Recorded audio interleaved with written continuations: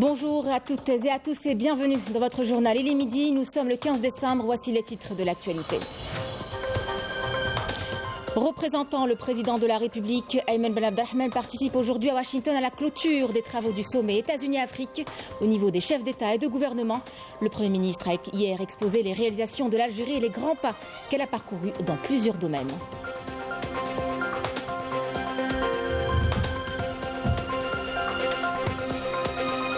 Trentième foire de la production algérienne, un véritable baromètre de l'économie nationale. L'État encourage l'investissement et la promotion de la production algérienne. L'occasion pour nous de s'intéresser à des entreprises algériennes qui ciblent les marchés étrangers et dont les chiffres d'affaires sont prometteurs.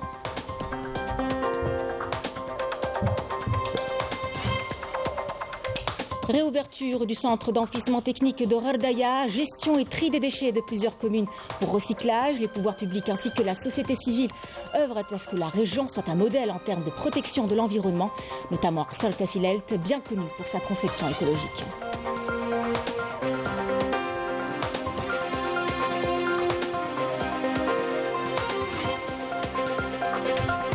Tourisme saharien, nous vous parlerons pour terminer du Tassili Nadjer, ce paysage lunaire qui abrite l'un des plus importants ensembles d'art rupestre préhistorique du monde et qui ne cesse d'attirer des visiteurs. Bonne nouvelle, la desserte aérienne Paris-Janet sera opérationnelle dès le samedi 17 décembre. Mesdames, Messieurs, bienvenue à vous. Représentant le président de la République, Ayman Ben Abdelrahman, participe aujourd'hui à Washington à travers 5 séances à la clôture des travaux du sommet États-Unis-Afrique au niveau des chefs d'État et de gouvernement.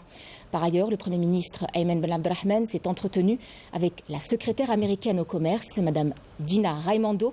Au cours de cet entretien, les deux parties ont évoqué les énormes opportunités d'investissement offertes sur le marché algérien à la faveur des priorités définies par le gouvernement dans son plan d'action pour la mise en œuvre du programme du président de la République, notamment dans les secteurs de l'agriculture, des infrastructures de base, de l'énergie et des énergies renouvelables ainsi que des TIC. Les deux parties ont justement convenu de préparer une visite en Algérie de la secrétaire américaine au commerce à la tête d'une importante délégation d'hommes d'affaires prévue au cours du premier trimestre de l'an prochain.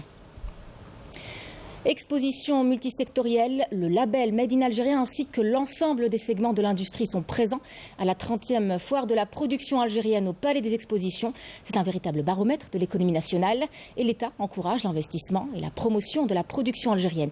Il s'agit aussi d'exporter le produit algérien.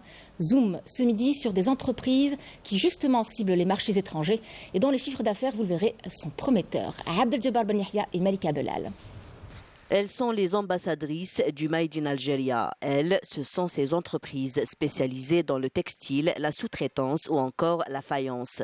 Ces entreprises nationales ne cessent de gagner du terrain en grignotant des parts de marché à l'étranger grâce aux aides de l'État et à une nouvelle stratégie de management. Nous avons réalisé 15 millions de dollars d'exportation. Nous sommes une entreprise spécialisée dans l'industrie textile et la transformation du coton et nous exportons vers plusieurs pays européens, africains et les pays du Moyen-Orient.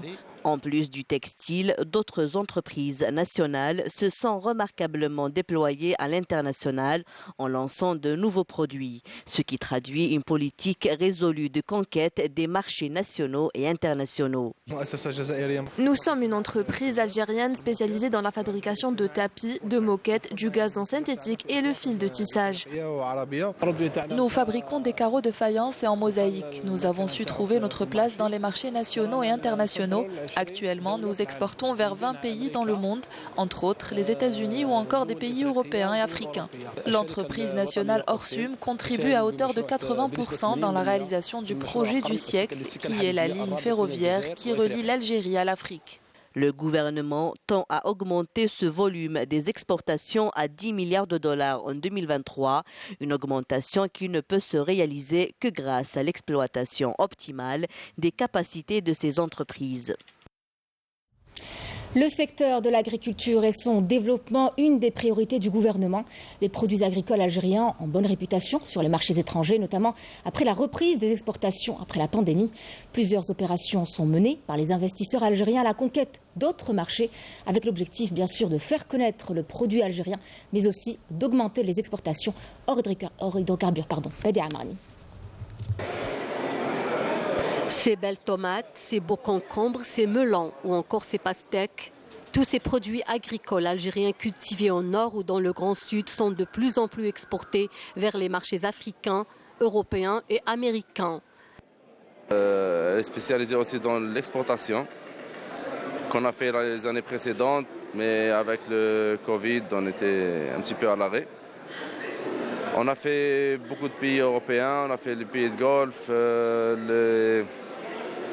la France, l'Angleterre, le Canada.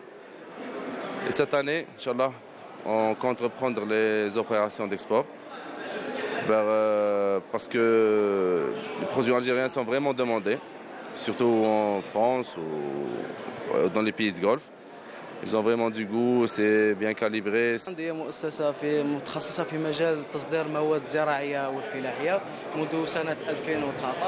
Notre entreprise est spécialisée dans les exportations des produits agricoles depuis 2019. Le produit algérien est de très bonne qualité et il est très compétitif. Nous avons 150 opérations d'exportation par an à travers le monde. Parmi nos objectifs, c'est conquérir les marchés africains.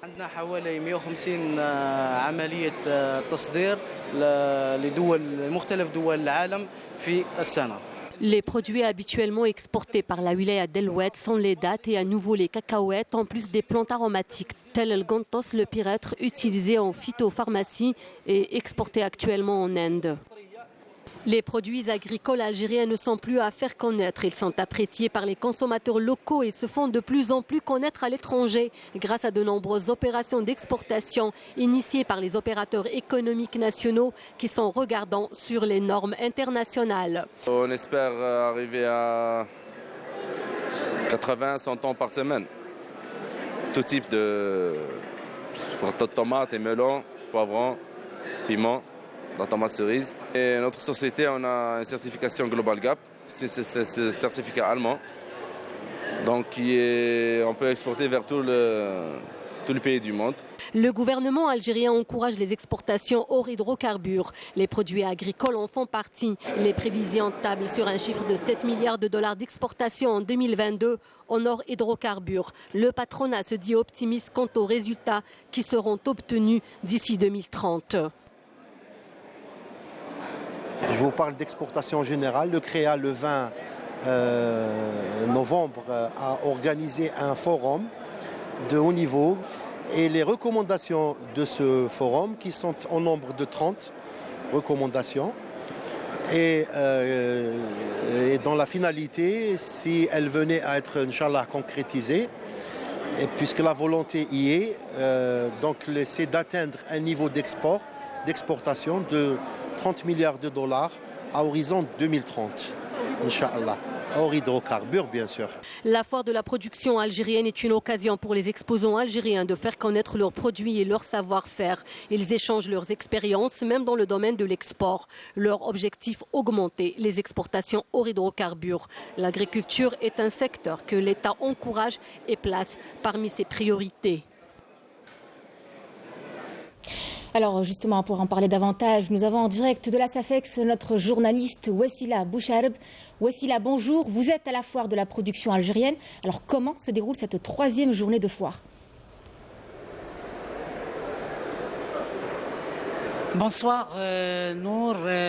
Nous nous trouvons devant le stand incontestablement le plus prisé de cette foire, le stand qui représente le ministère de la Défense, où plusieurs entreprises spécialisées dans l'industrie militaire est représentée dans cette 30e édition. Qui revient d'ailleurs après une rupture à cause de la Covid-19. Elle revient en force, Nour, puisque, rappelons-le, plus de 600 entreprises publiques et privées sont présentes dans cet espace-là. Alors, les orientations du président de la République, les instructions aussi étaient claires lors de l'inauguration le 13 décembre de cette grande manifestation économique. Le chef de l'État a exhorté l'institution militaire, par exemple, à augmenter son taux d'intégration à hauteur de 40 et 50% dans l'économie nationale. Il a donné aussi il a révélé les grandes lignes de sa politique économique pour les prochaines années. Les secteurs représentés nous sont environ 9 secteurs. Alors, la mécanique, l'industrie pharmaceutique, le textile, l'agroalimentaire, tous ces secteurs sont fortement représentés. Les visiteurs affluent à la SAFEX, ils sont très surpris, contents, étonnés aussi de la qualité du produit représenté et de la variété et du choix qu'offrent ces entreprises, ces producteurs nationaux. Le gouvernement, lui, opte pour, ou bien mise surtout, mise sur l'exportation. Il en fait un segment majeur de son économie et il en fait aussi son cheval de bataille. Les pouvoirs publics demandent aux producteurs nationaux, vu la qualité de leur production et la compétitivité aussi de leurs produits, d'être plus agressifs sur les marchés internationaux, notamment les marchés africains. Il mise sur le marché mauritanien, nigérien et sénégalais, bien entendu. Merci, Wassila Bouchaleb en direct du Palais des Expositions. Vous pourrez d'ailleurs suivre ce soir, après le journal de 20h, une page spéciale sur le salon de la production algérienne qui se tient à la SAFEX jusqu'au 24 de ce mois. Au Conseil de la Nation, une séance plénière est consacrée ce jeudi aux questions orales. Elles sont au nombre de 9. Elles sont adressées à plusieurs membres du gouvernement. Elles concernent les secteurs des affaires religieuses et des waqf, de l'éducation nationale, de la culture et des arts et de la solidarité nationale, de la famille et de la condition de la femme. On s'intéresse à présent à la pisciculture intégrée à l'agriculture. Il s'agit d'une filière, une méthode appliquée par de plus en plus d'agriculteurs ces dernières années. L'objectif étant simple, il est d'utiliser une irrigation riche en minéraux et ainsi d'obtenir de meilleurs rendements. L'exemple ce midi d'un opérateur de la commune de Zemoura à Relizane, Sofiane Marnine et Rina Lorari. Avec une température et un taux d'oxygène régulé et une alimentation adaptée, ces tilapia rouges enrichissent ce bassin en eau riche en engrais naturels grâce à leur déjection. Des eaux destinées à l'irrigation des champs de cette ferme pilote située dans la commune de Zemoura près de Relizane. Résultat des courses, une production agricole 100% bio en nette augmentation. Je souhaiterais agrandir mon projet et recruter plus d'employés.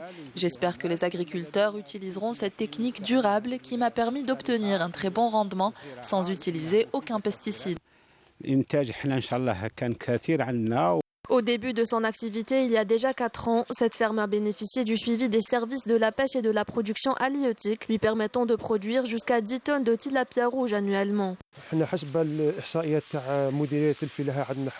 Selon les statistiques des services agricoles, la wilaya de Relizane compte près de 1000 agriculteurs. Depuis l'année 2016, nous avons formé environ 200 agriculteurs dans la pisciculture et l'agriculture intégrée. Nous les orientons et les suivons même après avoir commencé leur projet.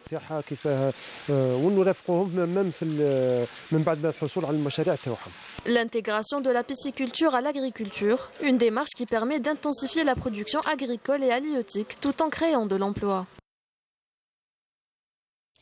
Réouverture du centre d'enfouissement technique de Ghardaya, gestion et tri des déchets de plusieurs communes pour recyclage. Il faut dire aussi que les pouvoirs publics ainsi que la société civile œuvrent à ce que la région soit un modèle en termes de protection de l'environnement, notamment à Qsr Tafilelt, bien connu pour sa conception écologique. Yasmine Nasserdi. Après une fermeture de plusieurs années, le centre d'enfouissement technique de Ghardaya reprend du service. Ici, plusieurs centaines de tonnes de déchets ménagers sont traités chaque jour. La mission principale de ce centre, c'est la gestion des déchets des communes de Daït Bentahwa, Ghardaya, Bounoura et Al-Atof, en récupérant ce qu'il y a recyclé. En ce qui concerne les déchets organiques, ils sont enterrés dans une fosse avec des mécanismes et des techniques qui garantissent la protection de l'environnement. À Bni Izgen, le Qsr Tafilelt allie modernité et tradition, avec la mise en place de stratégies singulières pour la gestion des déchets ménagers et la préservation des espaces verts, ainsi que l'épuration naturelle et biologique des eaux usées de la cité. Nous souhaitons que la région devienne un exemple en matière de protection de l'environnement avec la contribution de la société civile pour faire des merveilles en Algérie.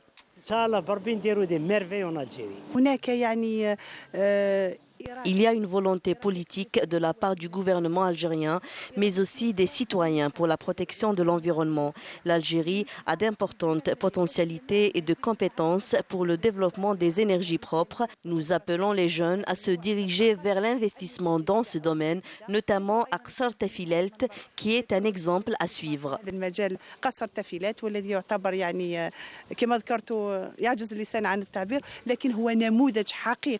La ministre de l'Environnement et des Énergies renouvelables a également mis en avant l'apport de la sensibilisation et l'accompagnement des différents investisseurs, industriels, constructeurs et bâtisseurs dans la mise en place de dispositifs et installations pour préserver l'environnement et éviter la pollution dans toutes ses formes.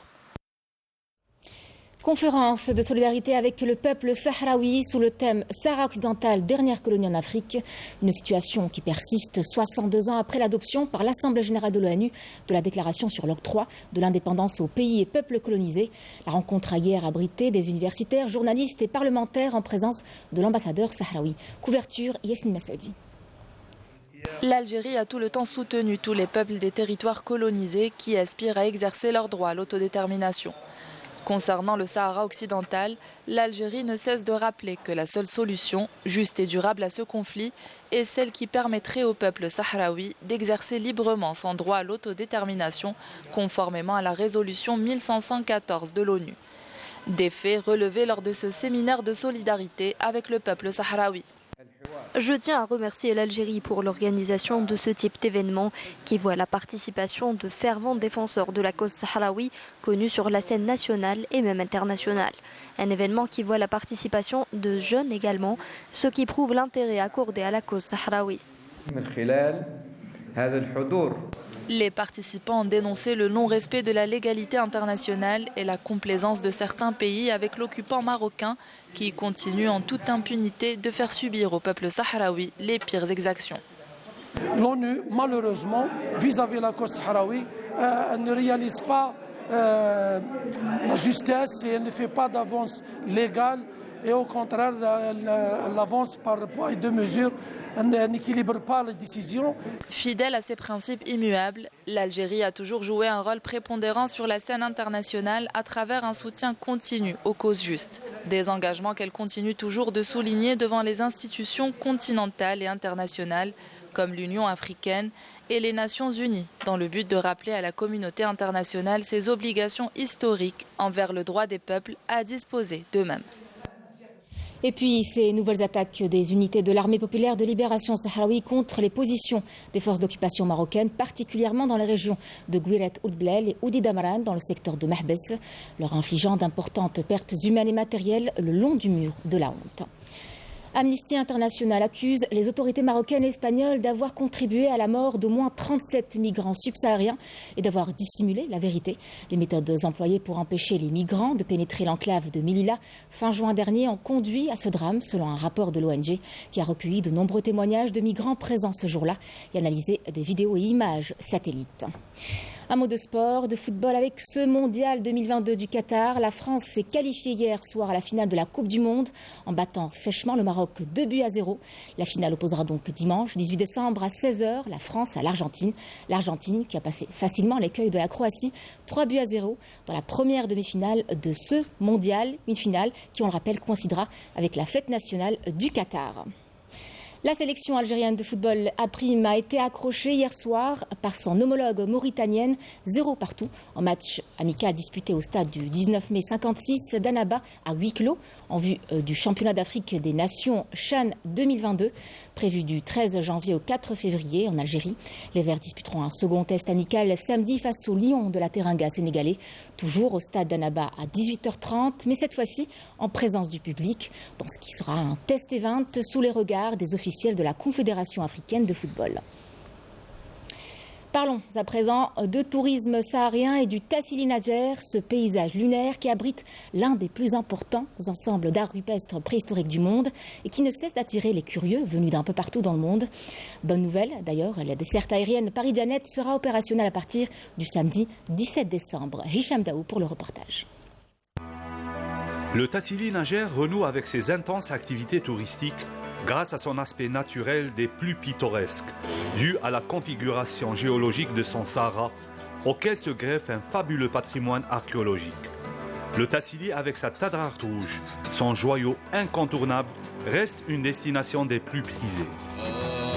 Je suis française et je suis actuellement au cœur de Tadrar la Rouge, dans le désert algérien. Et je vous dis que c'est super, c'est très très beau.